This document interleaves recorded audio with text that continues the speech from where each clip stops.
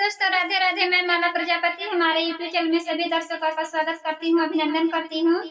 आज मैं एक बहुत ही प्यारा चुटकुला करोना गीत लेकर आई हूँ। अगर आप सभी को अच्छा लगे तो प्लीज लाइक करना, कमेंट करना और मेरे चैनल को सब्सक्राइब करना।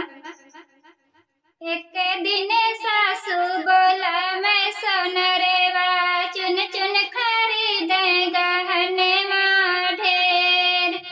एक दिन सासू बोला मैं सोनरेवा चुन चुन खरीदे गहने ढेर।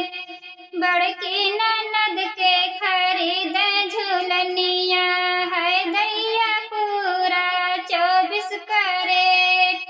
बड़की ननद के खरीदे झूलनिया है दैया पूरा 24 कैरेट। अपना खरीदे कमर कर धनिया है दैया हमका देखा बैठे। अपना खरीदे कमर कर धनिया है दैया हमका देखा बैठे।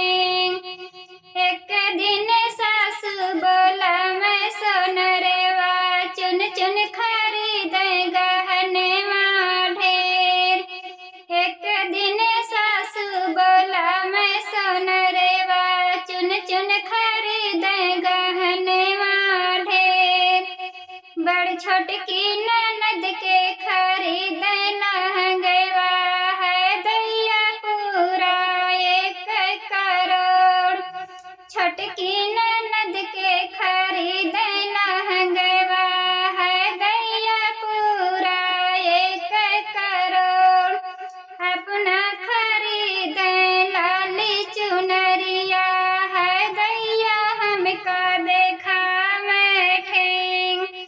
अपना खरीदे लाली चुनरिया है दैया हमका देखा बैठे।